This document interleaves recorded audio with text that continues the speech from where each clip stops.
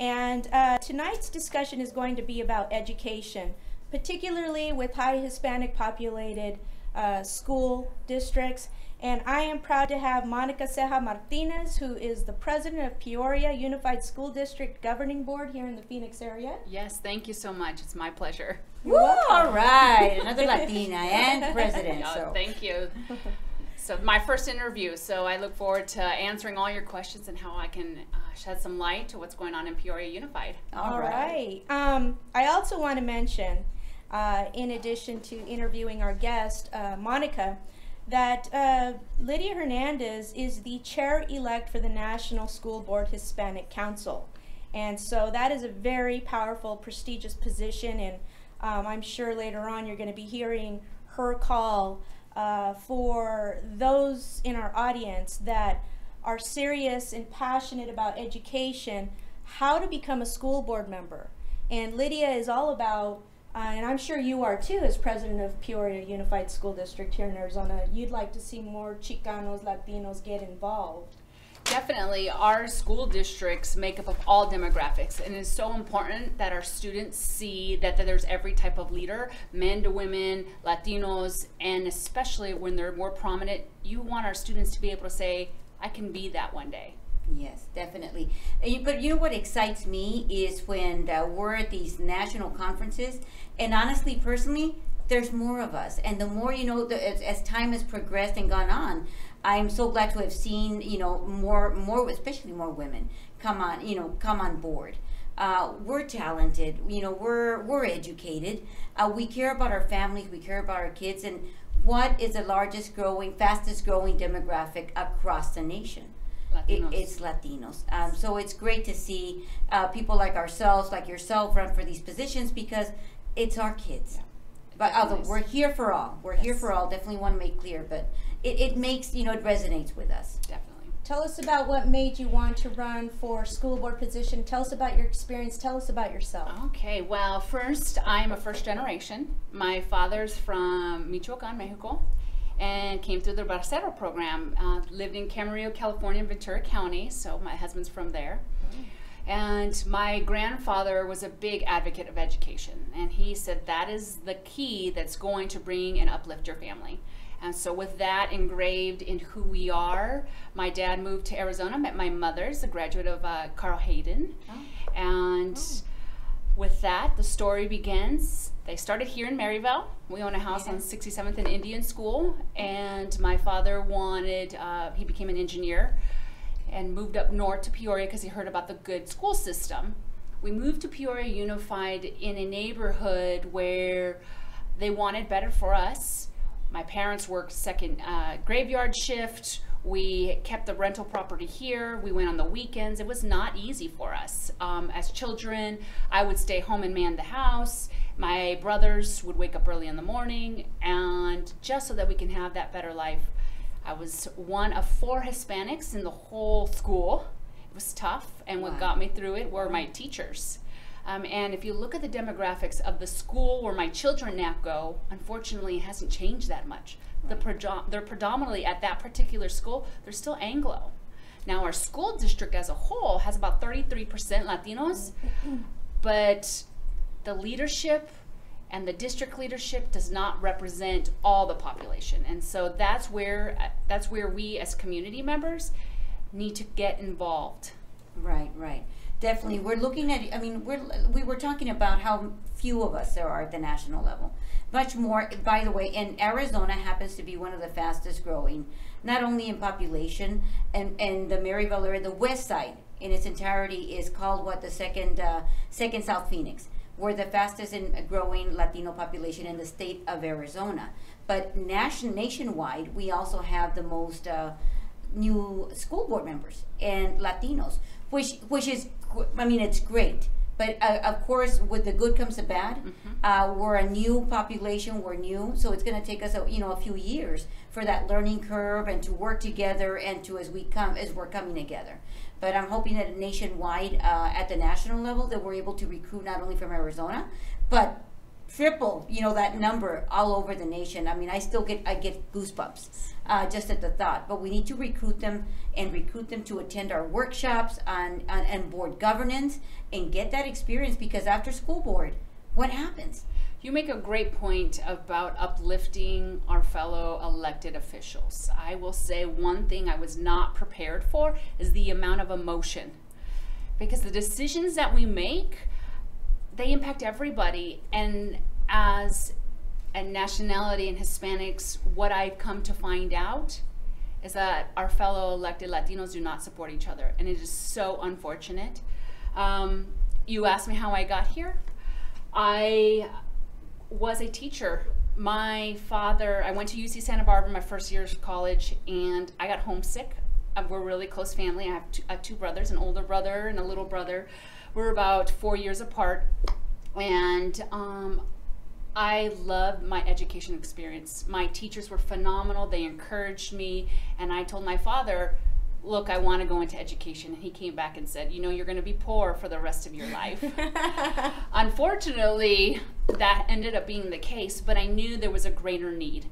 I taught 10 years in the school district where I grew up, in Title I schools, in the higher socioeconomic schools. I taught English as a second language. And there are a lot of assumptions that we as elected officials and community leaders need to reach out to those who think differently and understand why, and so that there is dialogue, because we are not going to move that. Fast forward, I was frustrated with my lack of respect in education in the profession, the funding, that's not a secret.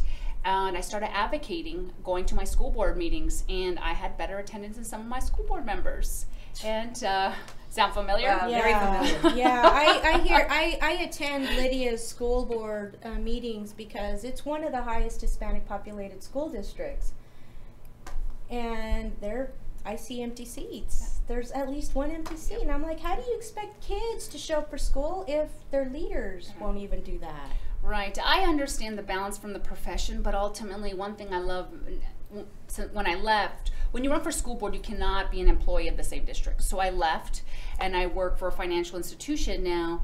But one thing that business world does well is they encourage their employees to learn business acumen. We need to continue that effort with education system and learn the education world, so that when we talk about bills, we talk about funding, we don't have to be gurus as educators, but we need to know the source. So we need to know who to ask those questions to. Right. We need to master. That's why I always go back to the workshops. I'm a nerd. I'm a board nerd. Didi mentioned, I'm invited to attend a conference. I am going to partake in that conference. And honestly, I've gotten in trouble because you attend a workshop and I'm like Pepito. I've got the question. But because I feel that I can contribute, I've been around long enough. And so maybe I might be asking a question that I may know the answer to, and depending on the audience, that's something we can give back and we can help shape that group. But I'm one of those eager beavers, and sometimes, that it's like in the classroom. It's not so much the popular that know-it-all, especially, I'm going to go back to what you were saying. You hit the nail on the head. It's taken me a long time, and I realize, and I'm coming from Texas, so there's a difference in the demographics of the state. I am first generation Mexican American on one end because of my mother. She was from San Felipe, Guanajuato. My dad was Chicano. He was born in Mercedes, in the Valley, in South Texas. So what happens is, being second generation on one end and being, recent on the other, gave me the best of both worlds. But I'm going to tell you that when you've been around for a few years and we're all these new board members coming together for the first time, it's like kindergarten. We're playing we don't know the rules, and we're playing in that sandbox, and what happens? Oh, that's mine, because we don't know how to share yet. So I realize that, I do. It is somewhat frustrating, and I think from an older perspective, a person, I'm not as as old, but I've had mentors of mine that I've chosen to follow and lead and listen, that I've learned, and I've played and waited my turn and played, And that comes from respect. And I think, I'm here because Oswaldo, our new director, talks about the millennials and our new way of thinking. And so I'm getting involved in this group and in this dialogue because I also want to learn about this new way of thinking. But we've also got to keep in mind that respect. Osvaldo, our sound engineer, our director, is going to be giving us a break. Stay tuned. Lydia is going to continue the discussion with Monica about education in the Southwest, in the nation. We will be right back. Thank you for listening. Oh, and before we go on break, a Latin Breed is going to be next week's guest, so tune in next Monday night. Oh, I'm coming We're here gonna for go on that it quick. one. I gotta be here. Vamos a ir a un Thank you. anuncio.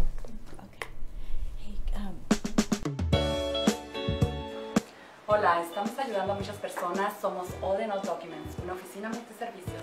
Nuestros principales servicios son taxes, notario móvil, administración y registro de tu negocio. Además, oficiamos tu boda civil. Siempre lo más importante son nuestros clientes. Deja tus preocupaciones en nuestras manos, nosotras te ayudamos.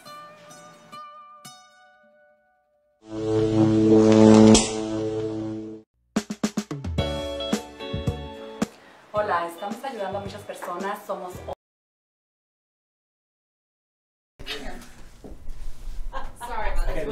Regresamos a Tequila Onda, nos estamos aquí preparando un poquito, tuvimos un anuncio y tenemos unos cambios que estamos haciendo aquí. We're making a few changes, but Monica, so glad to have you on Tequila Onda. And these are exciting times, especially let's continue the conversation. We're talking, because we're talking leadership. And sometimes we have this discussion all the time when we're board members. We have new board members and it changes the dynamic and you start all over, right? You're a new board member yourself coming on board. I ask you, I know because I've been on both ends. I've been you and I've also been there now a few years. And instead of reinventing the wheel, I think respect and trust, regardless. I think you made a comment that I was still that resonated with me, and I was still thinking about. You respect the position. You respect, whether you may like the person's personality or not. That's where I come from. And you said something else that struck a chord. That's very, very important to me. As we grow with experience and education and different scenarios, just experience in general, it's important. The only way that I've ever learned is by listening to some that I disagree with. And not that I flat out disagree. But how else am I going to move forward? I want to learn. So if I'm a Democrat, and I dare engage Republicans or anybody else in a conversation because I feel that I may learn something from that. And maybe I'm seeing it from a different perspective. I may never understand their point of view. So how can I move forward from that? But you mentioned something about that. Tell me more about that. I take the stance because I came from the classroom, and we tell our children all the time, listen and learn from each other and don't bully and problem solve. And as especially school board members, we are the leaders for school district. We need to model that behavior. Now, I'll be the first one to admit passion, emotion, there's a lot of it. And when there's a difficult decision to make, that may overpower what the message is. But ultimately, what I think about in the back of my head is there are students, or there's a senior who wants to go into leadership and is watching my behavior. And if I don't model what is expected, then how am I going to ask them to go into a leadership position and do the same thing? Exactly. Our demographics in Peoria is very unique, where we have the southern part of Peoria, traditionally, a lot of tradition. We've been around 125 plus years to 127 years. And tell me where Peoria is, because we're on the west side. So you mentioned, this is Maryville, then you have Glendale. Tell us where Peoria. So Peoria is located next to Glendale. We merge. We actually have 7 of our schools, elementary schools, in Glendale. We have an Ironwood High School. It's in Glendale. We share the city of Peoria, Surprise, and Youngtown. Okay. So we are compiled of 4 different large entities, and Peoria is actually, the projections say in about 2055, 2050, or yes, 2050, 2055 will be about 500,000 people in the city of Wow. Peoria, because Wow. we're going to grow, and that is inevitable. I will tell you a story. When I ran for office, we're sheltered in Peoria. We're sheltered in our community. They take care of us. I love my neighbors. I know my neighbors. And so when I started on this campaign trail, I have 2 little boys, 8 and 12. And so we started going school to school, grocery stores, door to door. My brothers and my family, my friends, all went door to door. We probably hit over 20,000 homes. But what struck me as we're not immune in our community is when we stood out in front of a high school and we were campaigning. I was at a football game, and a group of students drove by in the truck and they called my son a beaner. Now he's 8 years old, and we had not talked about what being Latino is, what being Hispanic is, and I knew as an adult that those conversations were coming. But for my son to look at me and say, "Mom, but we didn't eat dinner yet," I knew it was that time to have the talk. And I also knew that my community is not immune to that conversation. And it is one thing I love about my company is they say, get comfortable being uncomfortable. And it's time to have those conversations. Oh, I love that. I love what you just said, because you're right. Nothing about what the work that we do and who we are is comfortable. I served as a state rep momentarily, and while I was in there, I loved, it's like I'm thinking back, reflecting at the university. I attended Baylor in Texas, and it was a conservative area, and going to that library, and it was so conservative. You saw, pictures of, who were the presidents of the universities, and nobody looked like me. But I love being in that environment, because I said maybe one day my photo might be up there. We can change that. Same thing at the state legislature. I would walk in and look at this. I can't change it. Notice that you go to some conferences, by the way, and most of our presenters, even Latina women, have different colors, because it's an uncomfortable place to be having this, right? So just walking into the state capitol and having this, and just walking in was uncomfortable. So anything that comes out of this mouth is going to be twice as uncomfortable, because we have to speak. We have to speak our truth, and I think that's great. So let's continue talking about that All leadership. right. You mentioned something else, and the fact that Peoria, we have Maryville, we have Glendale, and we have, to me, it's a blended. Honestly, and you're saying that's 1 million in 2050.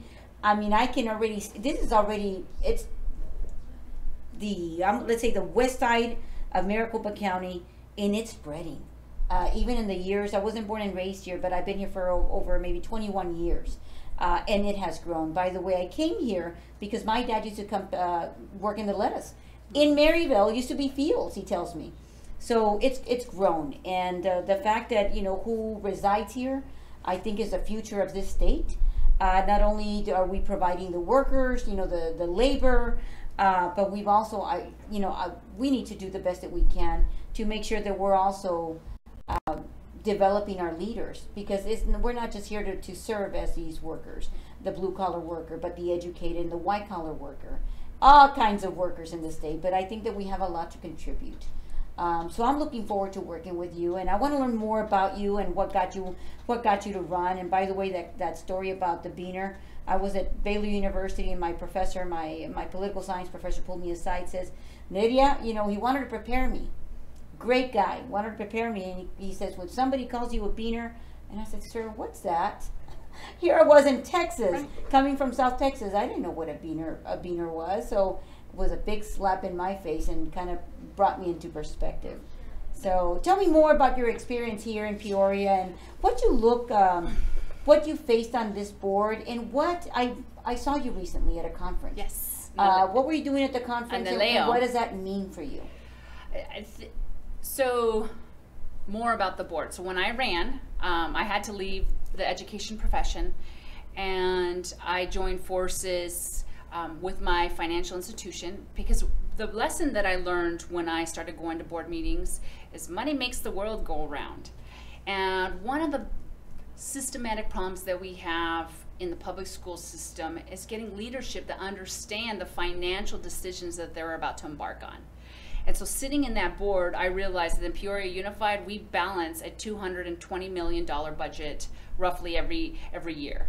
And so our CFO and our administration come with recommendations, and it's our responsibility as the board to overlook those statements, to make sure that funding is equitable, that it's not going to one particular area over another, that the needs are being met, whether it's special ed, gifted, building infrastructure, teacher salary, administration salary, and it's the board's responsibility to understand that. So it's the board's responsibility. Monica, the reason I emphasize that is because we've had other shows and we've talked about the importance about getting people to run for these public offices, the school boards of these school districts. So you're making decisions on the budget and where the money goes. Yes.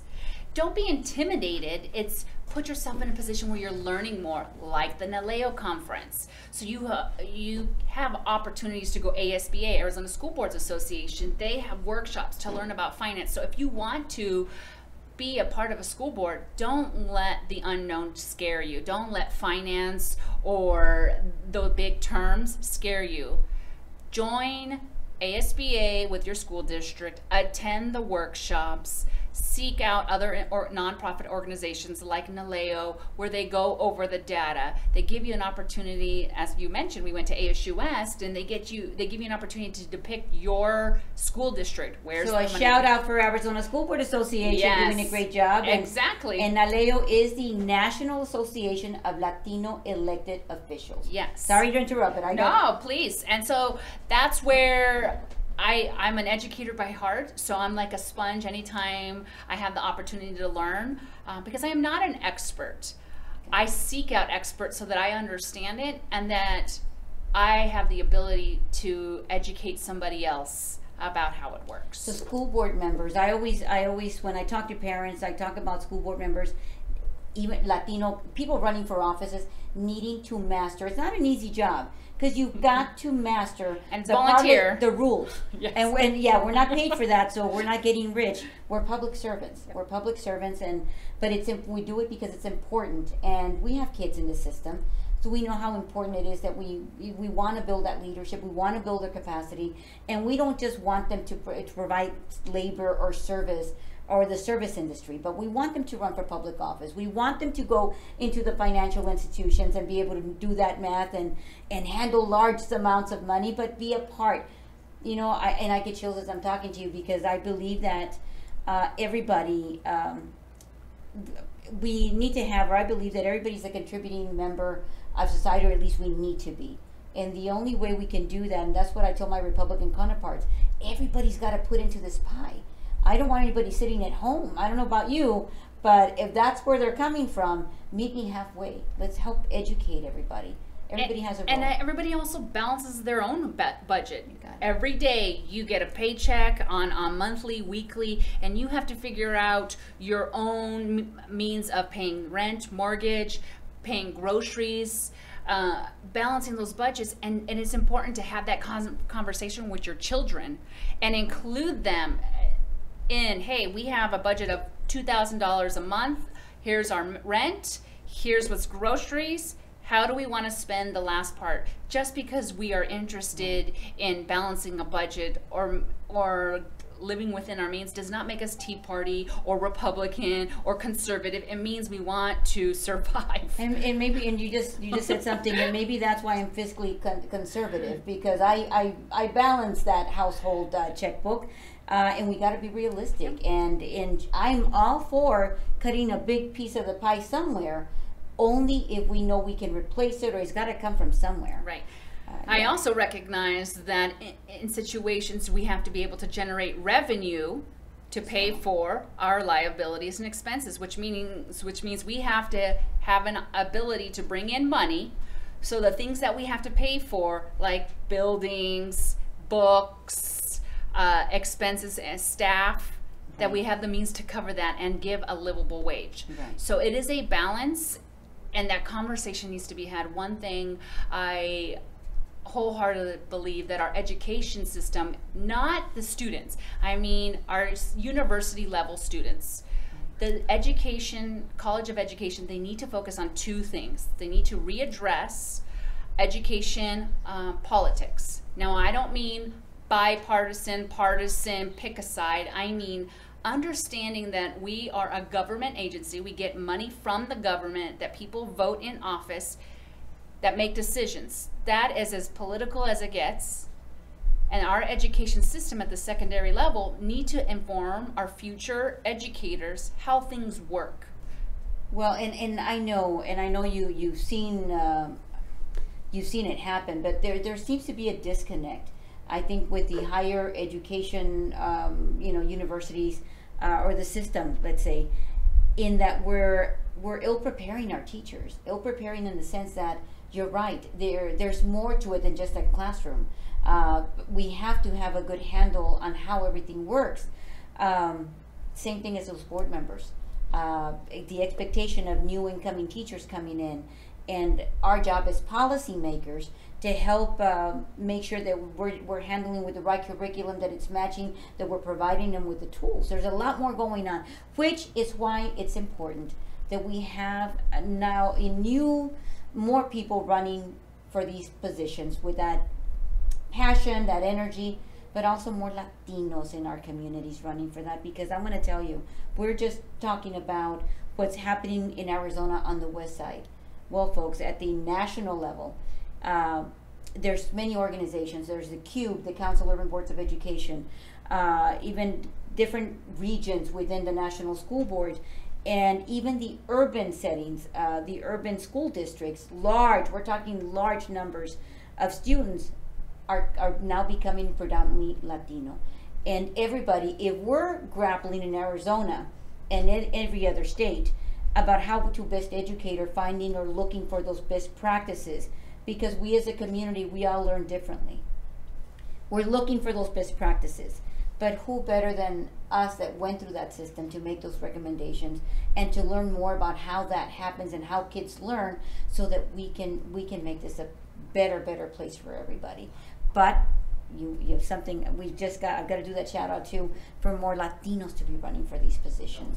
If there's anybody out there, Oswaldo, we have we've given our information, our phone number. I'm sure we'd be glad. Is there a number we can contact you in Peoria, by the way? Especially if we have folks from Peoria, there might be other folks out there that might be interested in running, might be interested in volunteering, might be interested in learning more about what happens at that school district. How can somebody help you? How can we get a hold of you? Yes, I can get my phone number, but you make a great point. Is when you talked about the governing board making policies, parents as well, the Latino parents need to understand who do they go to, who's their first line of connection for communication. And I love to say that your school principals are the gatekeepers. Start with your principals. Come to the school board meetings, ask the questions, and if you are comfortable with somebody in the school district, then ask them where to go. And I will meet with anybody about any topic, and especially running for school board, because we do need, there are two things, Latinos and women Latinas, to run for office, and that is because our children need to see that they're different type of diverse leaders. Right. And I know, Oswaldo, we can place our phone numbers on there. Lydia Hernandez, and of course, I have people calling me out hours of the night, but I work best through text, by the way, nowadays with technology, but I will get back to you, and you're right. And I always tell folks, we have to get comfortable with coming forward with our questions. If something happens to my child at home, I don't even think about it twice. I'm going to be writing a note or asking for a meeting. And if I'm not satisfied with that meeting, with that principal, let's say, I've talked to my teacher, they didn't answer my question, I go to that principal and I'm not really satisfied, maybe they gave me the go around. It happens. It's a busy, big system. Everybody's welcome to attend the board meeting. Yes, definitely. They're open to the public and public comment. So who sits at that board meeting? So if I show up to Peoria, the school board meeting, who am I going to see? Who do I talk to? So there are 5 governing board members, and I do not speak on behalf of the governing board. When we are in session, we are acting as one governing board. We have. So you're not going to be able. If I go to you, you're not going to be able to fix my problem. No, as much as I wish, we work together as a team. So the governing board, there are 5 in Peoria. We have 4 women and 1 gentleman. All right. And you'll also see our district administration sitting on the end because there's also live stream. And so nobody likes to sit in the chairs because they know they're going to be on TV. Okay. And it may feel intimidating at sometimes, but we're all there to help. And the governing board meeting, by law, we have to do things publicly. We have to create an agenda, post it in advance. And so the topics on the agenda, by law, we have to follow. Now, there is a point where there's public comment. You're allowed in our district 3 minutes because we are such a large district and sometimes there's a lot of voices. You can say whatever you want. The board, and this is so awkward, cannot address it because by law it's not on the agenda. So please don't feel like we're ignoring you. It's the law that has been put in place to protect you so that we're not making decisions behind closed doors or that we're trying to surprise the community on passing something so that everybody has enough time. But please join us and bring your concerns. We are a large district, the 4th largest district in the state, and there are definitely a lot of needs. And so it's important that everybody's voice is heard and that if you don't know where to go, please come to us. That is great. So I know as parents that when we walk in, you walk into this big room and it's packed with teachers, with officers, with administrators, and then you see people sitting up. It looks so formal. It looks like a court. I always tell people, but you know what? You got to be comfortable. You're speaking. Yes. So if I walk in there, I'm going to see you. I'm speaking to you like we are now. Yes, And definitely. it's just really sharing Yes. my experience. And I always tell people, how are we going to fix things if we are not able to articulate it, to talk about it openly? You don't know what you don't know unless a parent or student brings it forward. Well, Monica, I am so glad that we'd like to have you on again because there's more about leadership that we'd like to talk about. And Tequila Onda and Didi, thank you so much for allowing us to have these discussions. It's beneficial to our community. And we're here on the west side, the fastest growing Latino population in the state of Arizona.